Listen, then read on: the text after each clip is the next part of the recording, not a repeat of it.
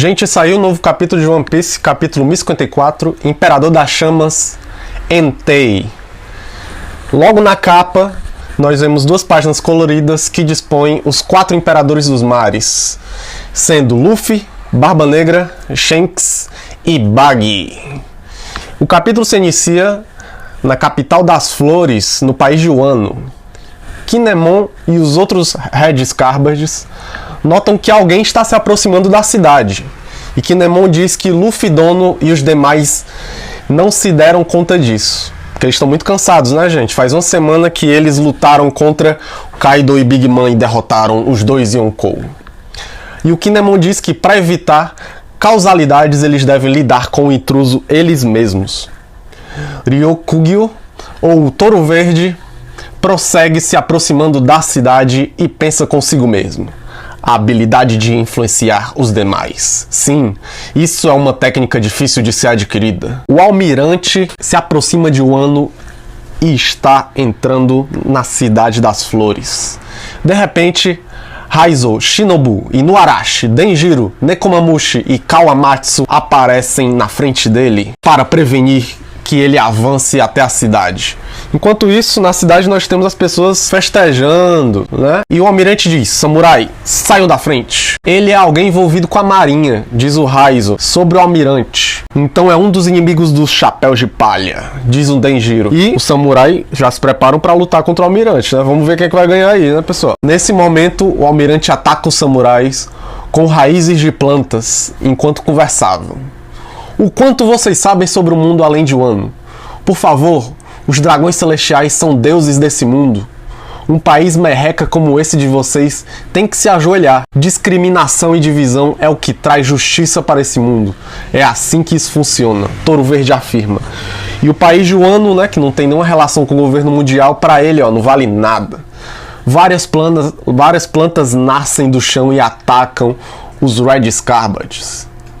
O almirante comeu a Morimori no Mi, a fruta da natureza, do tipo Logia. Vou dar uma lição em vocês, para aprenderem um caminho da discriminação. Ajoelhem-se. E em 2 páginas nós vemos o Touro Verde se transformar numa árvore gigante e lutar como se fosse uma floresta. Vocês não têm valor algum. Eu poderia matar milhares aqui e tudo que importaria seria trazer Luffy comigo para o governo mundial. Esse é o valor de um país que não faz parte do governo. Vocês não valem nada. Então Yamato aparece atrás do almirante, o ataca e o faz mudar de forma para a forma humana. Um grande ataque em sua testa e usa o Haki Ryo. O Touro Verde se machuca e já diz para Yamato que ele deu uma testada muito forte nele. Então pergunta: quem é você? E Yamato diz: eu sou filho de Kaido. E o marinheiro, né, o almirante, não sabia nem que o Kaido tinha filho, né? Então ele fica meio atordoado. Só que o Momonosuke acaba de aparecer em forma de dragão e o almirante fica ainda mais surpreso. Se ele não sabia que o Kaido tinha um filho, ele não sabia que existia outro dragão rosa, né? Então ele ficou bastante assustado. O Momo tenta usar o Bolo Breath, né, que é a bola de fogo, só que ele não consegue soltar. Então ele dá uma mordida no almirante que não serve de nada, né? O almirante fica meio surpreso de novo. E Momo diz que aquela luta vai parar entre Yamato e o almirante, e quem vai derrotar o almirante é o próprio Momonosuke. Então nós temos uma mudança de cenário. Agora nós cortamos para o mar próximo do país de Wano. E vemos o país de quem? Vemos o navio de quem? O navio dos Piratas Ruivos. O bando do Shanks diz que eles querem ver o Luffy, porque ele se tornou um dos Imperadores dos Mares, como o próprio Shanks. Contudo, Shanks não parece interessado nisso. Ele se lembra de quando se despediu de Oden naquele mesmo mar e imagina Momonosuke e Hiyori como adultos. Ah, como o tempo passa. O bando persiste em ver Luffy. Luke Rouge, Bonk Punch estão animados, mas o Yasop não está animado para ver o Sop. Ele tem medo da reação do filho. Shanks vê o cartaz de procurado de Luffy e lembra os momentos que passaram na Vila Fuchsia. E mais importante, de quando atacou um navio da inteligência do governo mundial, em que levava uma fruta do diabo para os dragões celestiais, a Gomu Gomu no Mi. Vemos um jovem Rusru ser atacado e saqueado pelo bando de Shanks. Após esse flashback, Shanks olha para o horizonte, segura o ombro em que seu braço foi comido pelo Rei dos Mares e lembra da sua aposta para o futuro. Então ele diz: eu não tenho intenção de ver Luffy. Vocês sabem que confusão está acontecendo em nossos territórios? O bando lembra que um dos subordinados do Luffy, Bartolomeu, queimou as bandeiras dos piratas ruivos e trocou a Holy Roger pela do Chapéu de Palha. Muita confusão aconteceu nos territórios. E Shanks diz: a gente precisa resolver esse impasse. Ou o que será da minha credibilidade? E o bando fala, né? Se você diz dessa forma, né, capitão? Faz sentido. E o ruivo se senta, pega um imenso copo de saquê e bebe. Olha para o Ben Beckman, o seu imediato, e diz: está na hora de nos unirmos a essa batalha. Vamos em busca do One Piece. E mais uma mudança de cenário, né? Mais um corte. Agora nós vamos para onde? Nós vamos para o quartel-general da Marinha no Novo Mundo. E está acontecendo uma reunião na sala do escritório do Sakazuki. Um marinheiro desconhecido diz para Akainu que eles não podem deixar os revolucionários continuarem fazendo o que quiserem. Esse marinheiro está muito chateado com o que está acontecendo nos últimos meses. O Akainu diz que já sabe do incidente, mas que não possuem tropas suficientes para cuidar de tudo no momento. Os três, né, são 3 pessoas presentes nessa sala: Akainu, Kizaru e esse marinheiro que a gente não sabe o nome ainda. O marinheiro diz: Sabo, o imperador das chamas Entei, é agora um herói em todo o mundo.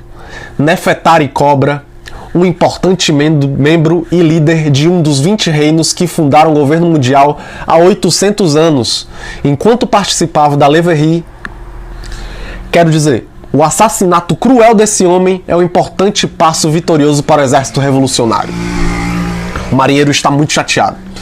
Na capa principal do jornal, vemos bem grande: Sabo assassina o rei Nefertari Cobra, do reino de Arabasta. O desconhecido marinheiro fala do que ocorreu antes do assassinato na terra sagrada de Mary Joyce.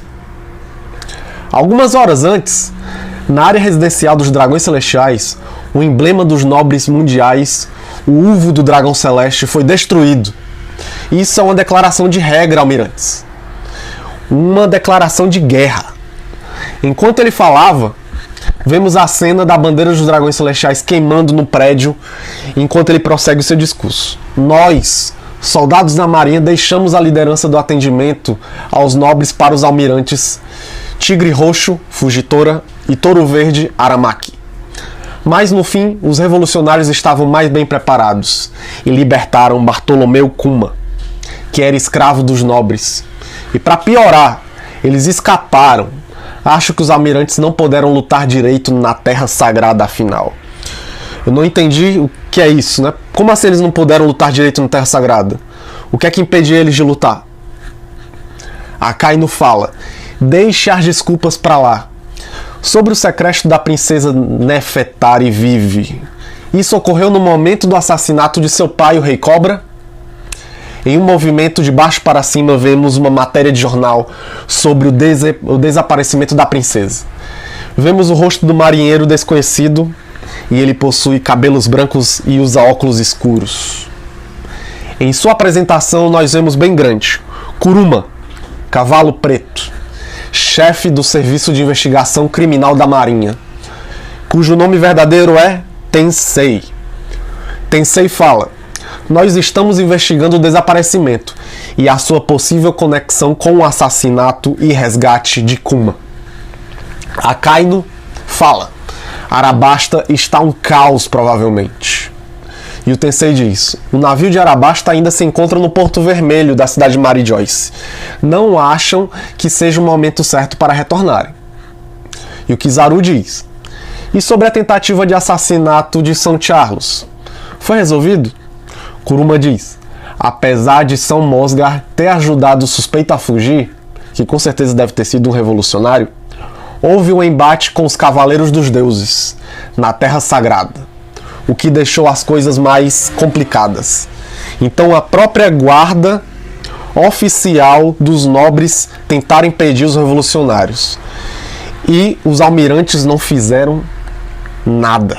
O Akainu deve estar com muita raiva. O Akainu diz: chega, deixe-os fazer o que quiserem. E o Tensei diz: rumores dizem que isso tudo foi orquestrado por Sabo. E a Revolução das 8 Nações tem buscado um choque com os líderes mundiais. Ainda temos os feixes de revoluções pelo mundo inteiro. Eles estão começando a tratar o sujeito como um deus. Nas últimas 2 páginas do capítulo, vemos o país que apareceu no capítulo passado com uma bandeira do rosto de Sabo, no capítulo 1053. Um homem fala no megafone, no que parece ser um comício, e a multidão grita: Sabo, o imperador das chamas! E o Kuruma fala: até dizem que a sua influência ultrapassa a de seu antecessor e chefe do exército revolucionário, Dragon, o rebelde. Kizaru responde de fato isso. Então, bem, neste momento, seu irmão se torna imperador dos mares, Monk de Luffy, bem no mesmo momento. Olha aqui, ó, essas coisas estão acontecendo ao mesmo tempo, pessoal, né? Isso é coincidência ou não? Ouvimos um homem no megafone falar para o público: do lado dos piratas, o velho sistema já foi destruído pelo irmão mais novo do Imperador das Chamas, Entei. Agora, essa é uma era de mudanças. E Akainu, introspectivamente, respira fundo, observa do escritório o mar, além de uma janela, e diz: parece que eu me tornei um almirante de frota para viver nesse momento. Mas não importa o desafio que está chegando, eu vou acabar com todos. Fim do capítulo 1054, Imperador das Chamas, Entei.